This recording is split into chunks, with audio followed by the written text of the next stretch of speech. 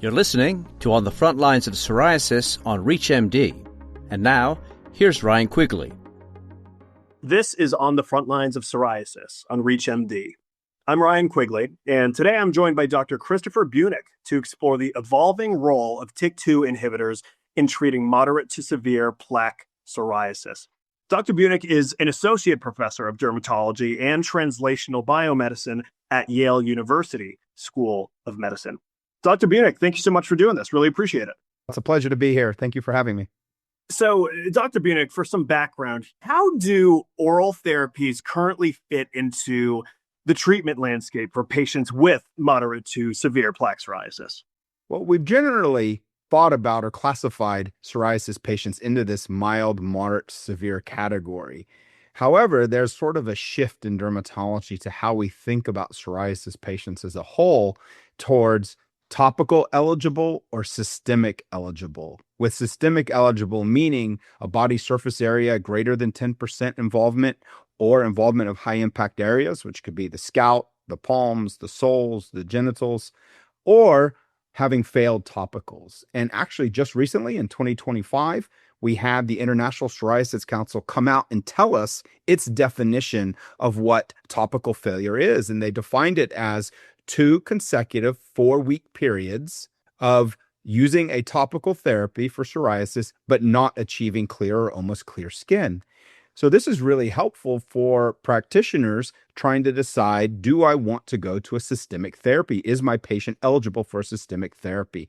And the ultimate answer is that any systemic eligible patient is eligible or could benefit from an oral therapy. And overall, they generally have a little bit lower efficacy than our biologic therapies. And this has limited their use right now towards milder phenotypes of psoriasis, those that prefer orals, or those that have some contraindication to the injectable biologics.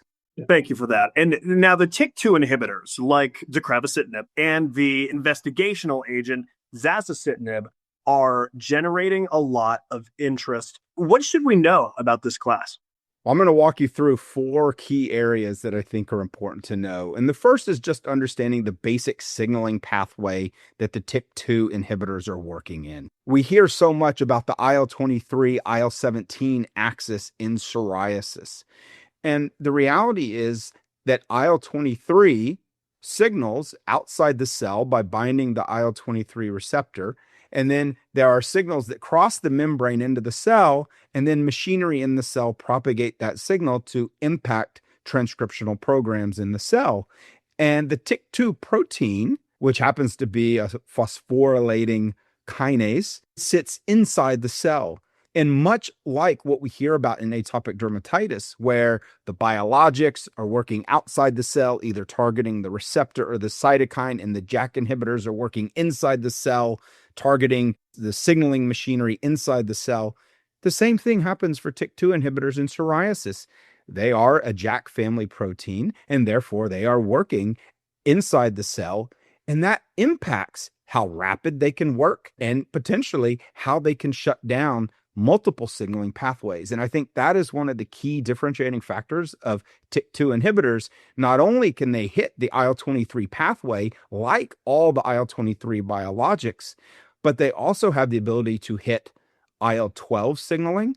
And that is really important for some patients that have a lot of innate driver of their psoriasis through this IL-23 independent signaling. So being able to hit multiple pathways is one key differentiating factor or important factor for the pathophysiology of the TYK2 inhibitory mechanism. The second, when we think about inhibition of TYK2 inhibitors, it's the allosteric nature in which they work. When we think of JAK1, 2, 3, and TYK2, they all work by having a kinase domain, which can phosphorylate, and next to that is an allosteric or regulatory domain. And what differentiates TYK2 inhibitors from the current JAK inhibitors in dermatology and elsewhere in immunology, rheumatology, et cetera, is the fact that they work by hitting the regulatory or allosteric domain. This gives them more precision and selectivity. And that's the third key point, selectivity.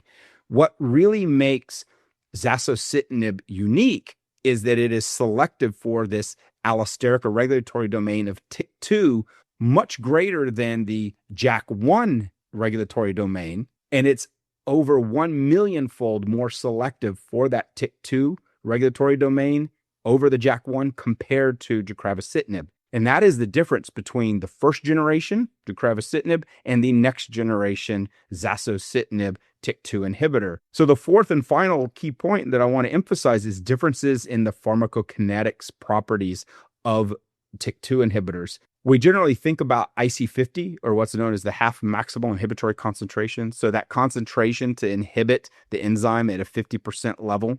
When we think about zasocitinib, 130 milligram dose over 24 hours completely maintains a concentration above the IC50 level for all 24 hours of a day. This compares to only 6 hours for deucravacitinib. So what does this mean clinically if you're going to talk to a patient? Think about it in terms of the percent of total daily inhibition of your TYK2 enzyme. And the reality is that zasocitinib can inhibit TYK2 about 91% of all TYK2 inhibition throughout a 24-hour period, whereas deucravacitinib can only do 23% based on its pharmacokinetic properties. And now, compared to other treatment options, how do these TYK2 inhibitors perform in terms of PASI response, onset of action, and long-term durability?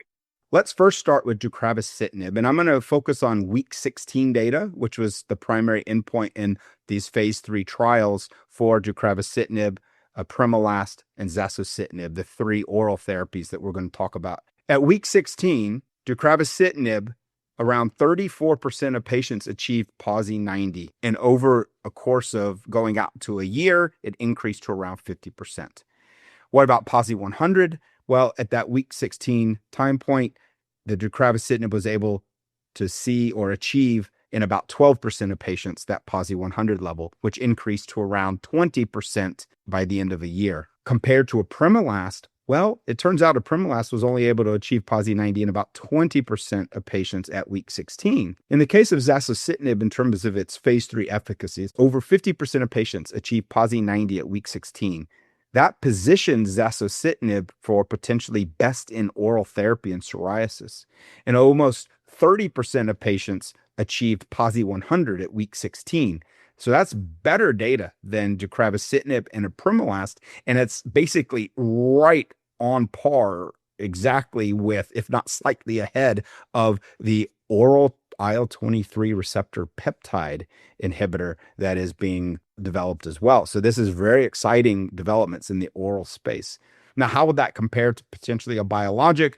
Well, just to provide some comparison to the week 16 data to risankizumab, 75% of patients achieved PASI 90 around week 16, and about 47% of patients achieved PASI 100. So I think that, yes, we're dealing with two different entities here, oral therapies and biologics, but what we're seeing is a great improvement in what oral therapies can do in psoriasis. For those just tuning in, you're listening to On the Front Lines of Psoriasis on ReachMD. I'm Ryan Quigley, and I'm speaking with Dr. Christopher Bunick about how TYK2 inhibitors can play a role in moderate to severe plaque psoriasis management. Now, Dr. Bunick, how might TYK2 inhibitors align with patient preferences? Well, this is one of the wonderful things about caring for other people, is you realize no two people are the same, and people have very different preferences for different reasons. We've heard over the last 2-3 years a lot of reemergence of the concept of shared decision-making. And I think that that's a fancy modern way of just saying good doctoring, just being that doctor that cares for your patient and listens to the patient and makes decisions with the patient. And when it comes to some of the preferences that I've seen in my clinic in psoriasis, there's definitely a subset of patients that want an easy-to-use pill. And the reality is having a pill once daily, especially if there's no laboratory monitoring, no significant side effects, it works very quickly and deeply in terms of relieving the plaque psoriasis. The easy-to-use pill is a big one. Patients want strong efficacy, strong safety, and I think that the oral therapeutic space in plaque psoriasis is headed that way. It's taking a leap with zasocitinib, and I think that that is something patients are going to welcome. And the last point I want to make on this question is patients want therapies that make them healthier.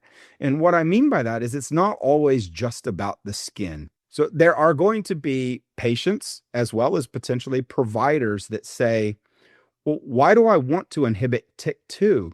Is it potentially dangerous to inhibit TYK2 in my patient? This is one of the rare targets for therapeutics in psoriasis where there is a natural mutation in part of the population. So a certain percentage of the world population carries a mutation in TYK2. It's a proline to alanine amino acid substitution. And it actually decreases TYK2 activity by 70 to 80%. And what do we find in these patients? They're healthier. It actually decreases autoimmunity.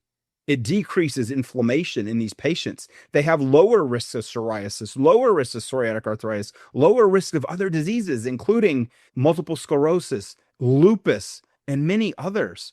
Dr. Bunick, what practical considerations should clinicians keep in mind with these agents?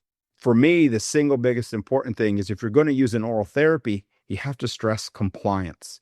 And that is because when you inject someone and you can not think about it for 3 months, that medicine's working in them. And that's in part due to the long half-life of the biologics, which can be around 4 weeks, for example, such as for risankizumab. Whereas the half-lives for a lot of the oral therapies, such as deucravacitinib or Primolas, it's around 10 hours. And I think zasocitinib's half-life is projected somewhere around 20, 24 hours. So with those shorter half-lives, if you miss a dose, that drug's out of your system because of the way the half-life is and the elimination of the drug from the body. As part of my counseling to patients, I would be very cautious to make sure I emphasize compliance. This is a drug you do need to take. The advantage is it's just once a day, not twice a day. But at the same time, if you don't take your medicine, there's a good chance that the psoriasis could flare. Now, Dr. Bunick, before we close, I'd like to look ahead for a moment. What should clinicians be watching for as the treatment landscape for moderate to severe plaque psoriasis continues to evolve?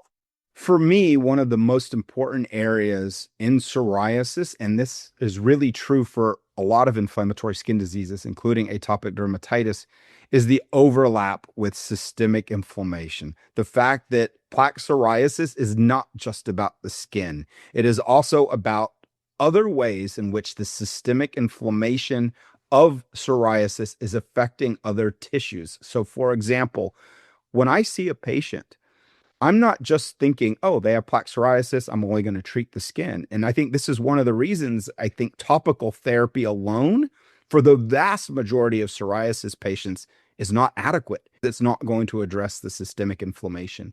So I'm asking patients about their joints. Are they having joint pain? Is there psoriatic arthritis? And I'm also asking them about other things, cardiovascular risk factors, metabolic risk factors. One of the things that we know now scientifically is there's a significant overlap between the psoriasis genes and atherosclerosis genes. So the overlap between psoriasis and atherosclerosis genes really links psoriasis and cardiovascular disease and the mechanisms behind them. And we're finding with newer studies that come out that there's actually also increases in atherosclerotic risk in, for example, moderate to severe atopic dermatitis. And to me, that is where I think the landscape for future treatment needs to evolve. Are we as dermatologists going to have to play more of an internal medicine type role in managing the overall cardiovascular atherosclerotic risk of our patients? And I think this is a very important concept to pay attention to, because at least for me, when I practice medicine, I'm not just trying to treat the patient's skin and forget about the rest of them. I'm really trying to do what's best for the whole patient. Because imagine you're the patient and you have a doctor in front of you. Do you want the doctor to dismiss all the inside stuff that they know could be going on and that they could help benefit you by addressing? So I think that this is an evolving area, and I'm very excited to see where the treatment landscape goes and where our understanding of systemic inflammation goes in diseases like psoriasis. That's an excellent point, and I think that's something that just about any clinician can utilize as they care for their own patients. So thank you very much for that, Dr. Bunick. And as we come to the end of today's program, I do want to thank my guest, Dr. Christopher Bunick, for joining me to share his perspective on TYK2 inhibitors for moderate to severe plaque psoriasis. Dr. Bunick, this is wonderful. Thank you so much for doing this. Really appreciate it. Thank you for having me. It's been a pleasure. You've been listening to On the Front Lines of Psoriasis on ReachMD. To access this and other episodes in our series, visit On the Front Lines of Psoriasis on ReachMD.com, where you can be part of the knowledge. Thanks for listening.